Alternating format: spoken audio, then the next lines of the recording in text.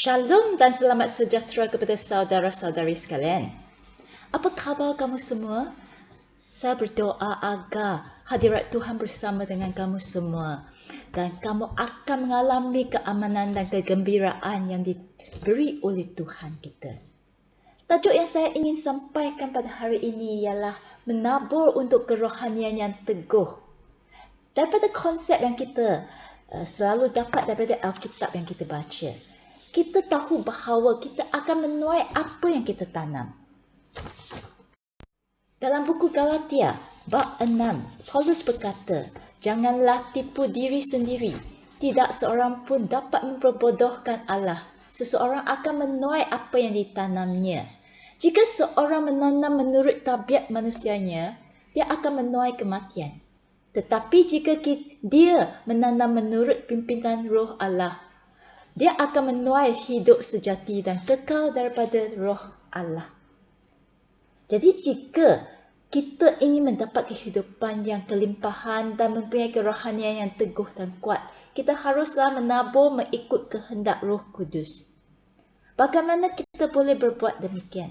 Saya menganggap yang sangat penting ialah kita harus mendengar firman Tuhan dan melakukan firman Tuhan. Kita selalu mendengar banyak ajaran daripada Alkitab, tetapi bukan semua orang akan menurutnya selepas kita mendengar. Betulkah? Mari kita sama-sama membaca Matius bab 7. Di sini Yesus berkata, setiap orang yang mendengar kata-kataku ini dan menurutnya, dia seperti seorang bijak yang membina rumah di atas batu. Hujan turun, air sungai melimpah dan angin kencang melanda rumah itu. Tetapi rumah itu tidak roboh kerana berasaskan batu. Setiap orang yang mendengar kata-kataku ini tetapi tidak menurutnya, dia seperti seorang bodoh yang membina rumah di atas pasir. Hujan turun, air sungai melimpah dan angin kencang melanda rumah itu. Lalu rumah itu roboh, alangkah dahsyatnya kerosakan rumah itu. Di sini Yesus memberitahu kita selepas mendengar kata-kata Tuhan. Seseorang biasanya mempunyai dua reaksi. Yang pertama ialah dengar dan melakukan kata-kata Tuhan. Apabila kita berbuat demikian, berarti kita menabur biji benih untuk kerohanian yang teguh. Begitulah rohani kita akan membesar dan menjadi semakin matang. Tetapi banyak kali kita mempunyai reaksi yang kedua, iaitu mendengar kata-kata Tuhan tetapi tidak hendak menurutnya. Dua jenis reaksi ini akan menyebabkan kehidupan kita menghasilkan dua akibat yang berlainan. Kita tahu bahawa tak kisah kita suka atau tidak suka, kehidupan kita tidak akan tenang sepanjang hidup kita. Kita akan menghadapi kesukaran sama ada dari segi kesihatan kita atau ada masalah perhubungan, masalah kewangan, masalah pelajaran atau masalah pekerjaan kita dan sebagainya. Seperti ayat Alkitab yang kita baca tadi, Yesus berkata kita mungkin menghadapi hujan turun, kemudian air sungai melimpah dan angin kencang melanda. Sekiranya pada masa kesukaran ini kita mempunyai kerohanian yang teguh, maka kita dapat berdiri tegak, berdiri teguh untuk menghadapi bencana hidup dalam kehidupan kita. Dan kita tidak akan roboh macam rumah yang didirikan di atas pasir. Tetapi kita tidak, jikalau kita tidak menabur untuk kerohanian yang teguh, apabila hujan turun, air sungai melimpah dan angin kencang melanda, rumah itu akan roboh, alangkah dahsyatnya kerosakan rumah itu. Jadi, menabur untuk kerohanian yang teguh, maka kita hendaklah mendengar kata-kata Tuhan dan menurutnya. Dalam perjanjian lama, Raja Israel yang pertama ialah Raja Saul. Pada permulaannya, Saul dilantik dan diordinasi oleh Samuel sebagai Raja Israel. Pada masa itu, dia adalah seorang yang berendah diri. Pada suatu kali, Samuel menyuruh Raja Saul pergi berperang dengan orang Amalek. Samuel memberitahu Saul, Selepas dia menang dalam peperangan, mereka mestilah menghapuskan atau membinasakan semua jarahan, iaitu barang yang dirampas daripada peperangan itu, dan tidak boleh mengambil sebarang benda yang dirampas itu. Selepas mendengar arahan Samuel, Saul pun pergi berperang dan mereka memang menang dalam peperangan ini. Tetapi Saul pula, dia menginginkan barang rampasan peperangan itu. Dia tidak membinasakan semua barang itu seperti yang diberitahu oleh Samuel.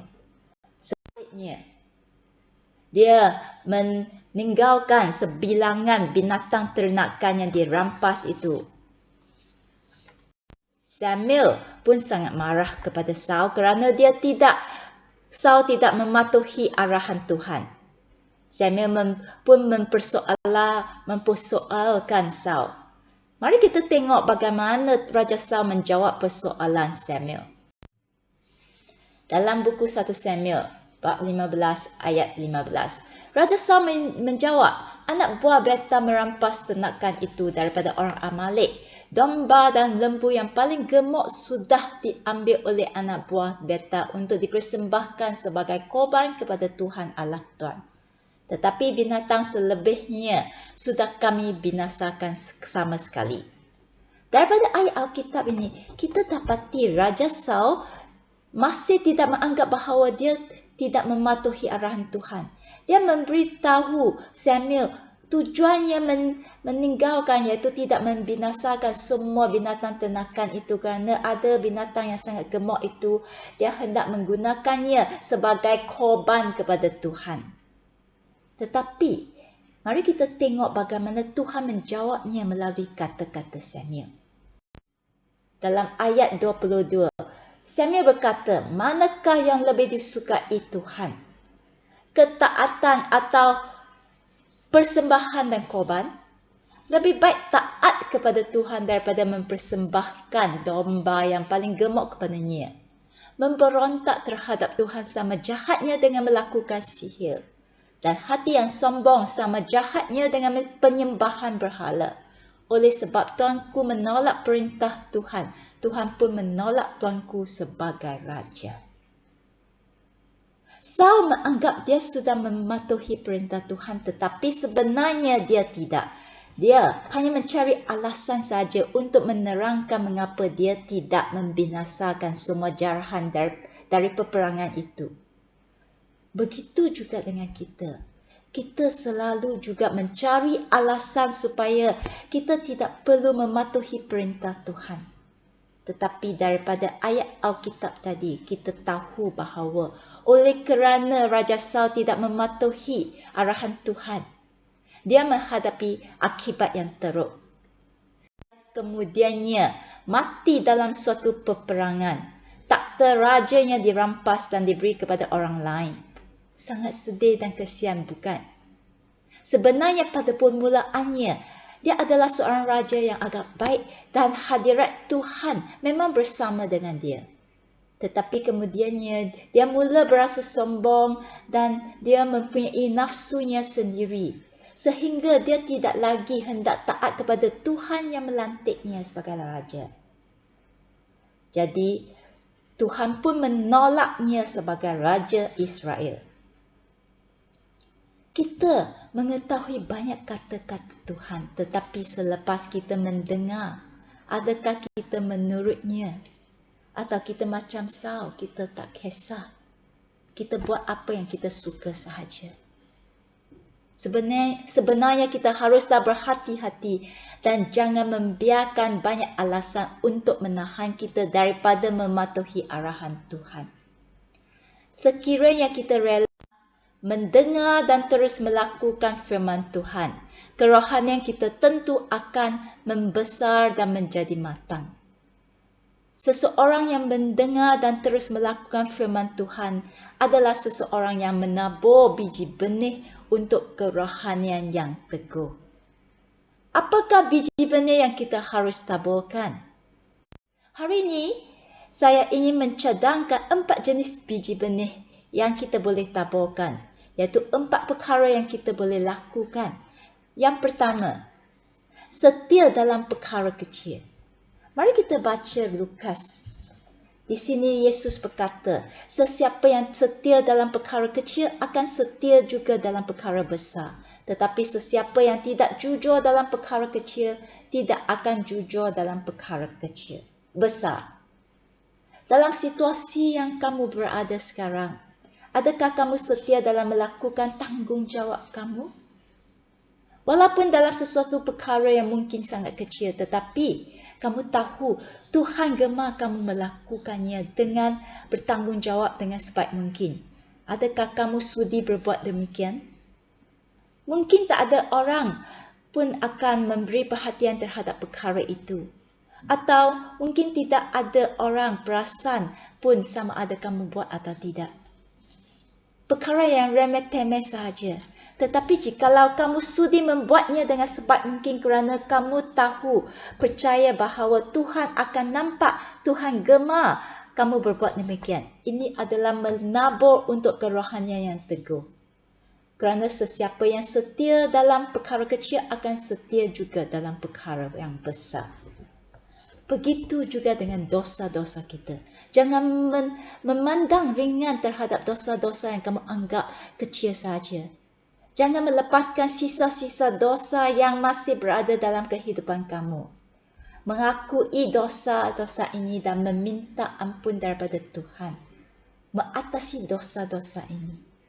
Ini juga merupakan perkara setia dalam perkara kecil.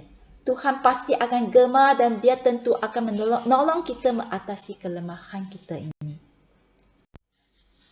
Kemudian, biji benih yang kedua yang kita boleh taburkan ialah mengampun. Dalam buku Matius, bab 6 ayat 14 dan 15, Yesus berkata di sini, jika kamu mengampuni orang yang bersalah terhadap kamu, Bapa kamu yang di syurga pun akan mengampunkan kesalahan kamu. Tetapi jika kamu tidak mengampunkan kesalahan orang lain, Bapa kamu yang di syurga tidak akan mengampunkan kesalahan kamu juga. Tuhan, dia sudah mengampunkan dosa kita. Dia juga nak kita mengampunkan kesalahan orang lain. Hati Tuhan ialah hendak membebaskan kita daripada ikatan dosa, daripada ikatan kebencian dan kepahitan dalam kehidupan kita.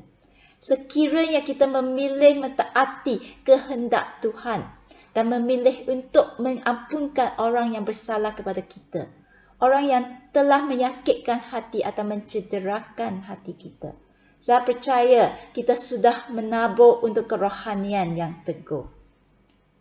Jadi yang itu, hati yang tidak mengampun itu tidak akan lagi menghalang kamu daripada berbuah dengan hebat. Kehidupan kita akan mengalami kebebasan, mengalami keamanan Tuhan, dan kita akan lebih berupaya menghadapi sebarang kesukaran dalam kehidupan kita. Dan ketiga, yang ialah kita jangan berhenti kebiasaan berkumpul bersama-sama. Kamu mungkin berasa ini adalah suatu perkara yang kecil juga, tetapi sebenarnya ini sangat penting. Kerana dalam buku Ibrani berkata, janganlah kita hentikan kebiasaan berkumpul bersama-sama seperti yang dilakukan oleh beberapa orang saudara. Sebaliknya, lebih-lebih lagi kita harus menggalakkan satu sama lain kerana kita tahu bahawa tidak lama lagi Tuhan akan datang. Sekarang setiap Ahad kita mungkin tak ada peluang berkumpul. Kita hanya menghadiri kebaktian mingguan online.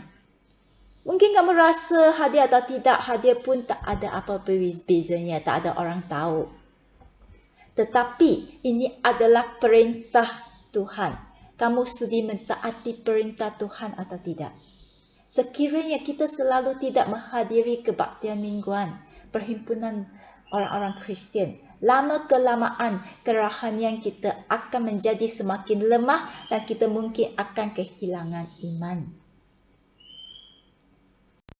Dan yang keempat, yang akhir sekali, ialah kita haruslah selalu mengaku kelemahan diri kita dan mengaku kita memerlukan Yesus.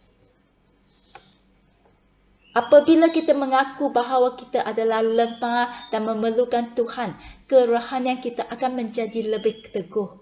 Kerana dalam buku 2 Korintus, di sini Paulus berkata, di sini, tetapi Tuhan menjawab, aku mengasihi kamu dan hal itu sudah cukup bagimu. Kerana kuasaku nyata sekali pada masa kamu lemah.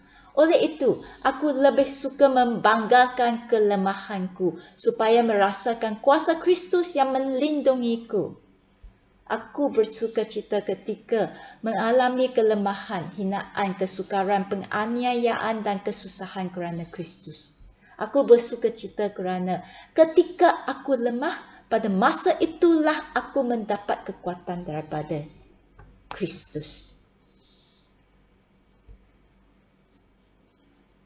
Ayat Alkitab ini menggalakkan kita mengakui kelemahan kita. Kerana ketika kita lemah, pada masa itulah kita mendapat kekuatan daripada Yesus Kristus.